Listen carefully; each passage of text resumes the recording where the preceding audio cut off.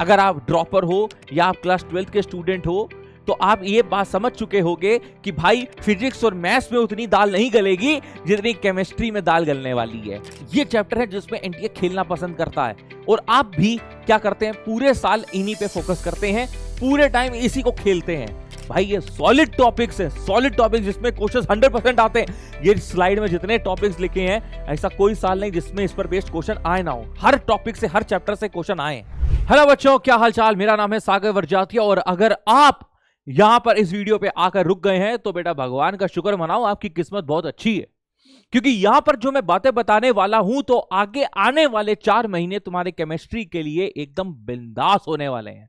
अगर आप हैं परफेक्ट जेईई एस्पिरेंट जो कि देना चाहते हैं अपना जनवरी अटेम्प्ट बढ़िया तरीके से and you need some guidance कि सर हमको अब ये बताइए, अभी तक कुछ नहीं किया है या किया भी है लेकिन सिस्टमैटिकली नहीं किया है, हमको एक रोड मैप दे दीजिए, हमको एक स्ट्रैटेजी बता दीजिए कि केमिस्ट्री को यहां से कैसे कैरी फॉरवर्ड किया जाए, क्योंकि सर बहुत प्रेशर सा फील हो रहा है, बहुत डिसहार्टेंड फील हो रहा है। टेस्ट दे रहे हैं, नंबर नहीं आ रहे हैं, कोचिंग में कुछ और चल रहा है, लेक्चर्स कुछ और हो रहे हैं, लेकिन मेरा बैकलॉग हो गया है। Sir please guide me. तो here I am, let's start with this video. और यहां पर मैं आपको रोड मैप दे रहा हूं, मैं यहां पर आपको स्ट्रेटेजी देने की कोशिश कर रहा हूं, लेकिन बात ध्यान रखना, आपकी स्ट्रेटेजी आपके यहां से और यहां से आती है। टीचर चाहे जितना मर्जी बोल ले, यहां पे यूट्यूब में हजारों वीडियोस आपको मिलेंगी, अलग अलग टीचर्स अपने हिसाब से या जो बच्चे वो पढ़ा रहे हैं उनकी फ्रीक्वेंसी के हिसाब से आपको टाइम टेबल दे रहे होंगे। हमारा काम है आपको बेस्ट देना, अगर आप समझ पाते हैं तो ठीक है, मुझे ऐसा लगता है मेरे हिसाब से ये बेस्ट है तो मैं देने जा रहा हूं। तो पहली बात समझो कि तुम्हें केमिस्ट्री पीसीएम में सबसे इजी लगने वाली है। अगर आप ड्रॉपर हो या आप क्लास 12th के स्टूडेंट हो तो आप ये बात समझ चुके होंगे कि भाई फिजिक्स और मैथ्स में उतनी दाल नहीं गलेगी जितनी केमिस्ट्री में दाल गलने वाली है। तो जो जो पहली बात तो इस बात से सहमत है वो कमेंट बॉक्स में डाल दे कि हाँ यार केमिस्ट्री सब्जेक्ट ओपी है।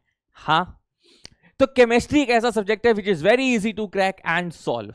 अब भले वो पीसी, ओसी, आईओसी चाहे कुछ भी हो, with respect to physics and maths. और अगर आप इस बात पर यकीन नहीं है तो इतिहास गवाह है, जेईई मेंस के 2020 से लेकर 25 तक के पेपर्स को बेटा सॉल्व करके देख लो, क्वेश्चंस को सॉल्व करके देख लो, हाथ कांपेंगे नहीं केमिस्ट्री में। फिजिक्स मैथ्स में फिर भी डिफिकल्टी लेवल आ सकती है। अब ऐसा भी नहीं है कि केमिस्ट्री एकदम हलुआ है, अरे मतलब कंपैरेटिवली यहां पर रिलेटिव कंसेप्ट बात हो रहा है, एब्सोल्यूट कंसेप्ट बात नहीं हो रहा है। अब देख बेटा, फिजिक्स में केमिस्ट्री में अपने पास पीसी, ओसी, आईओसी तीनों है। सबसे बिंदास चीज है आईओसी को निपटाना, आईओसी को समझना, क्योंकि एज पर एनटीए बिल्कुल एनसीईआरटी लेवल को छूती हुई आती है। 1-2% बेटा एनसीईआरटी से ऊपर या हटके या आगे पीछे से आ जाए तो उस बात की गारंटी कोई नहीं ले सकता, और उसके लिए हमें टाइम वेस्ट करना भी नहीं चाहिए। We have to stick to NCERT. उसके बाद हमको जो पसंद आती है वो है ओसी, क्योंकि that is very much reaction mechanism based, उसमें बढ़िया बढ़िया कंसेप्ट होते हैं। लेकिन जो तीसरी प्रायोरिटी पे आता है, बहुत कम बच्चों को पसंद आती है फिजिकल केमिस्ट्री। क्यों? क्योंकि मैथ्स में भी बेचारे न्यूमेरिकल्स और फिजिक्स में भी न्यूमेरिकल्स, और यहां पर भी अगर जब न्यूमेरिकल सॉल्व करने पड़ते हैं तो यहां पर जेईई एस्पिरेंट्स दो तरह के हैं, एक जिन्हें न्यूमेरिकल्स करना पसंद है, एक जिनको न्यूमेरिकल करना नहीं पसंद है। तो अगर पसंद है तो भाई उनकी पीसी प्रायोरिटी होती है, नहीं पसंद है तो वो फिर लास्ट में रखते हैं। राजी हो कि नहीं, मानते हो कि नहीं? पर खैर देखो, करने तो तीनों है, लेकिन हाँ ओसी एकदम बिंदास तरीके से, आईओसी ओसी एकदम बिंदास तरीके से चलती है। ये थोड़ा formula based, conceptual based, numerical based सब रहता है। अब मैं आपको कुछ चैप्टर्स की कहानी बताता हूं, पीछे का बैकग्राउंड एनालिसिस बताता हूं।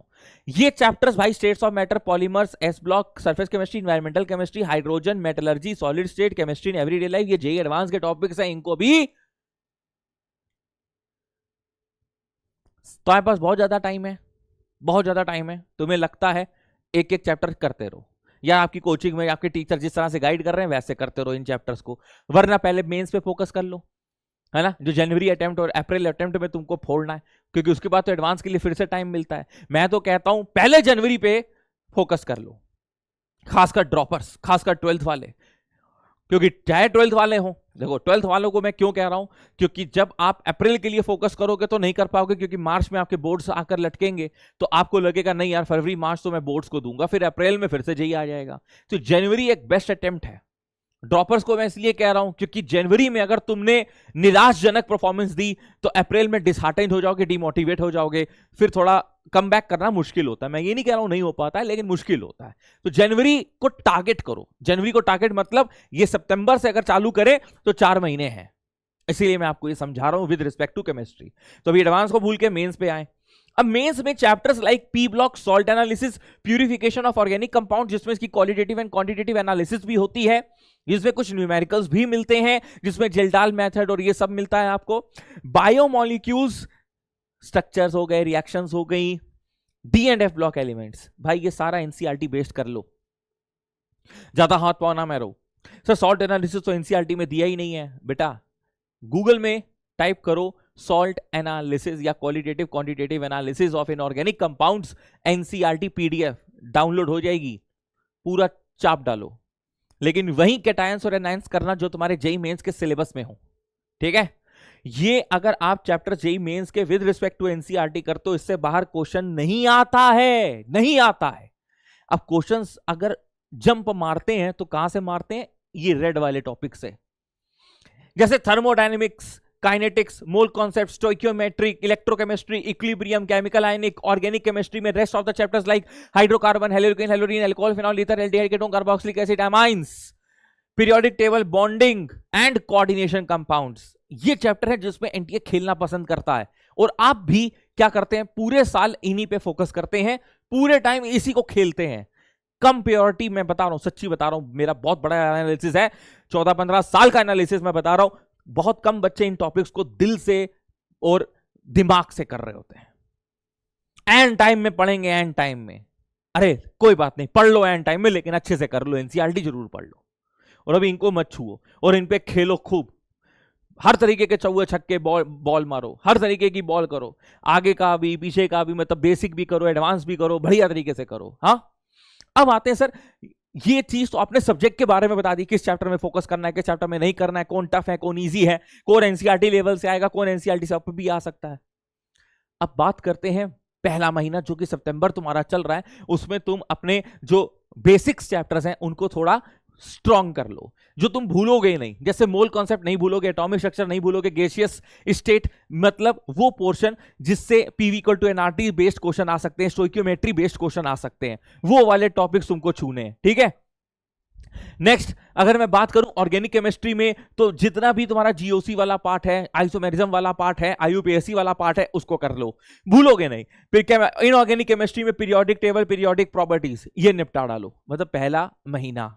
क्योंकि देखो टाइम भी तो कम बचा है, आज ये वीडियो रिलीज होते होते आधा सितंबर खत्म हो चुका है, तो सिर्फ 15 दिन है, तो 15 दिन के हिसाब से ही बताऊंगा ना कि भाई 15 दिन है, इतना तो कर ले।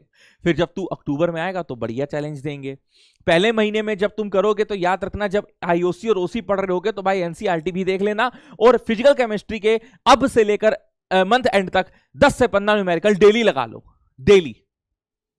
जब तुम अक्टूबर में आओगे तो थोड़े से एडवांस फंडामेंटल्स पढ़ना, जिसमें पीसी में आ जाता है तुम्हारा थर्मोडायनेमिक्स, इक्विलिब्रियम, केमिकल आयनिक, है ना। ज्यादा तो नहीं, लेकिन थर्मोडायनेमिक्स फर्स्ट लॉ तक तो कर ही सकते हो, सेकंड लॉ फिर नवंबर में छू लेना। ऑर्गेनिक केमिस्ट्री में और आगे बढ़ो, जीओसी पार्ट 2 जहां पे रिएक्शन मैकेनिज्म पार्ट आता है, फिर हाइड्रोकार्बन्स में पूरा कूद जाना बढ़िया डिटेल तरीके से। इनऑर्गेनिक केमिस्ट्री में केमिकल बॉन्डिंग कर लो, भाई ये सॉलिड टॉपिक्स है, सॉलिड टॉपिक्स जिसमें क्वेश्चन 100% आते हैं। ये स्लाइड में जितने टॉपिक्स लिखे हैं, ऐसा कोई साल नहीं जिसमें इस पर बेस्ड क्वेश्चन आए ना हो, हर टॉपिक से, हर चैप्टर से क्वेश्चन आए। इसको बिंदास तरीके से करना है। अक्टूबर में पीवाईक्यू की प्रैक्टिस हर एक चैप्टर में करनी है। जहां तुम्हें लगे कि यार ये चैप्टर हमें बहुत कठिन लग रहा है, उसके शॉर्ट नोट्स बनाने हैं, ट्रेंड्स को याद रखना है, पीरियोडिक ट्रेंड्स को, और जितने भी एक्सेप्शनल केसेस होते हैं उस पर बेस्ड भी क्वेश्चंस आते हैं, तो वो भी एक तरफ लिखते रहना। फिर जब तुम नवंबर में आओगे, यानी कि मंथ 3, वहां पर तुम प्रॉब्लम सॉल्विंग और मैकेनिज्म बेस्ड क्वेश्चंस टॉपिक्स करोगे, जैसे थर्मोडायनेमिक्स सेकंड लॉ, और उसके बाद इलेक्ट्रोकेमिस्ट्री, और टाइम मिले तो फिजिकल केमिस्ट्री में काइनेटिक्स भी जोड़ लेना। हालांकि ये 3 टॉपिक्स बहुत हैं, रिडॉक्स हो गया, इलेक्ट्रो हो गया, अब रिडॉक्स पे redox titration, acid based titration, ये सब भी कर लेना है, थ्योरेटिकल भी और न्यूमेरिकल बेस्ड भी। ऑर्गेनिक केमिस्ट्री में अब क्लास 12th पर बेसिस जैसे अगर हम देखें तो हेलोकिन, हेलोरीन शुरू हो जाता है, तो SN1, SN2, E1, E2 सब उसमें कवर होता है। अब अगर तुमने ये चीज हाइड्रोकार्बन में कवर कर ली है, तो यहां पर तुम हेलोकिन, हेलोरीन की सारी chemical properties, physical properties, methods of preparation, ये सब करना शुरू कर दो। फिर एल्कोहल फिनॉल ईथर्स पे आ जाओ। इनऑर्गेनिक केमिस्ट्री में तुम क्लास 12 का कोऑर्डिनेशन कंपाउंड्स पढ़ो, हाइड्रोजन और एस ब्लॉक। ये तुम उन बच्चों में से हो जो कह रहे हैं कि नहीं सर एडवांस का साथ साथ छूना है तो छुओ, यहां पे छुओ, अदरवाइज इसको अभी क्रॉस मार दो। ठीक है। Practice mechanism with flow charts, month 4 यानी कि दिसंबर, जहां पर ठंडी कड़कती हुई बढ़िया वो होगी। अगर तुम वैसे बच्चों की एडवांस साथ में करना है तो सॉलिड स्टेट करो, वरना क्रॉस मारो, सिर्फ काइनेटिक्स करो, सरफेस केमिस्ट्री क्रॉस मारो। ठीक है। उसके बाद ऑर्गेनिक केमिस्ट्री मैंने साथ में इसलिए लिख दिया कि हर तरीके की जनता के पास जा रहा है, जो करना भी चाहते हैं, जो नहीं भी करना चाहते हैं। करना चाहते हैं तो ये जो लिखा है वो करे, जो नहीं करना चाहते हैं उसको मैंने क्रॉस मार ही दिया है। ऑर्गेनिक केमिस्ट्री में एल्डिहाइड कीटोन कार्बोक्सिलिक एसिड, इसमें भाई पूरा ऑर्गेनिक केमिस्ट्री का संसार आ जा रहा है, सब कुछ आता है। Nucleophilic addition reaction, aldol, Cannizzaro, Wolff Kishner, मतलब जितनी इंपॉर्टेंट नेमिंग रिएक्शंस यहां पर मिलेंगी आपको शायद कहीं नहीं मिलेंगी। उसके बाद बायोमॉलिक्यूल्स कर लेना, पॉलीमर्स मैंने उनके लिए जो करना चाहते हैं, अदरवाइज क्रॉस मार देना। इनऑर्गेनिक केमिस्ट्री में पी ब्लॉक 13, 14, 15, 16, 17 सब निपटा दो। ठीक है ना, सब निपटा दो। और डी ब्लॉक एलिमेंट्स पूरा chapter. Weekly chapter wise mock test अब यहां पर आ चुके होंगे। काफी बच्चे जो पीडब्ल्यू से जुड़े हैं वो एआईटीएस दे रहे होंगे, और एआईटीएस देना भी चाहिए, इससे आपकी रेगुलर इंप्रूवमेंट होती है, परफॉर्मेंस का पता चलता है कितने पीछे हैं कितने आगे हैं। तो यहां तक आपका एक श्योर शॉट बढ़िया तरीके से पैकेज कंप्लीट हो चुका होगा, और आप ऑर्गेनिक केमिस्ट्री में बढ़िया तरीके से, ऑर्गेनिक इनऑर्गेनिक फिजिकल केमिस्ट्री में बढ़िया तरीके से नंबर गेन कर पा रहे होंगे। ठीक है। डेली स्टडी रूटीन क्या होना चाहिए सर? कुछ नहीं बेटा, तुम जितना मैक्स टू मैक्स पढ़ सकते हो पढ़ लो, इसमें कोई लिमिटेशन नहीं है कि नहीं हम तुमको कहें बेटा तुमको 2 घंटे केमिस्ट्री को ही देने हैं, 2 घंटे मैथ्स को ही देने हैं, 3 घंटे फिजिक्स को देने हैं। भाई तेरा जिस हिसाब से तेरे को मन करे। मैं अगर हूं तो मैं तीनों को बराबर वेटेज दूं। मतलब मैं कोचिंग के साथ साथ अगर मैं एज अ ड्रॉपर स्टूडेंट हूं तो मैं ढाई घंटे के 3 स्लॉट्स बनाऊं, 2.5 घंटे फिजिक्स, 2.5 घंटे केमिस्ट्री, 2.5 घंटे मैथ्स। ये मैं सेल्फ स्टडी में करूं। और 6 घंटे मैंने कोचिंग के निकाल दिए या ऑनलाइन लेक्चर्स के निकाल दिए। उसके बाद मुझे ढाई यानी कि 7.5 से 8 घंटे निकालने हैं सेल्फ स्टडी के, जिसमें मैं डीबीपी सॉल्व कर रहा हूंगा, मैं पीवाईक्यू सॉल्व कर रहा हूंगा, मैं कोचिंग के दिए हुए क्लास नोट्स को रिवाइज कर रहा हूंगा, सब कुछ करूंगा। ठीक है। तो इससे क्या, तीनों सब्जेक्ट्स पैरेलली चल भी रहे हैं और बढ़िया तरीके से हमारा कोई बैकलॉग भी नहीं हो रहा है। और बेटा देखो, ये जो आप 2.5 घंटे डेली दोगे ना, आपको एकदम से मतलब 1 हफ्ते या 10 दिन में रिजल्ट नहीं समझ में आएगा। वो कहते हैं ना 21 दिन तक जो काम करो एकदम बढ़िया तरीके से निपटता है। तो 21 दिन बाद या 30 दिन बाद, 1 महीने अगर कंटिन्यूसली ये काम करते हो तो ये चीज दिखाई देगी। मैं ये भी नहीं कह रहा कि तुम अपने लिए एक परफेक्ट टाइम टेबल बनाओ कि उठ जाओ सुबह 5 बजे, फिर ये करो, फिर वो करो, फिर ये करो, फिर वो करो। Go as per your sequence. बस ये बना लो कि इतना तो करना ही करना है। जैसे most of the time droppers क्या करते हैं, सुबह कोचिंग क्लासेस लेते हैं या ऑनलाइन लेक्चर्स लेते हैं, दोपहर तक उनके लेक्चर्स चलते हैं, मान लिया खाना पीना खा के वो शाम तक फ्री होते हैं, तो अपनी अब एक शिफ्ट लगाओ शाम के 6 बजे से लेकर या 5 बजे से लेकर रात के 1 बजे तक। उसमें 7 घंटे तुम्हें निकालने ही निकालने हैं। उसमें बीच में 10-15 मिनट का ब्रेक देना चाहो दे दो खाने पीने के लिए, अदरवाइज झोंक के पढ़ो, क्योंकि बेटा यही साल है, यही टाइम है, साल नहीं सॉरी यही 4 से 5 महीने हैं जब तुम अपने आप को झोंक सकते हो। उसके बाद दुनिया तुम्हारी है। तो बेटा this is all from my side. Till then tata bye bye, take care, all the best.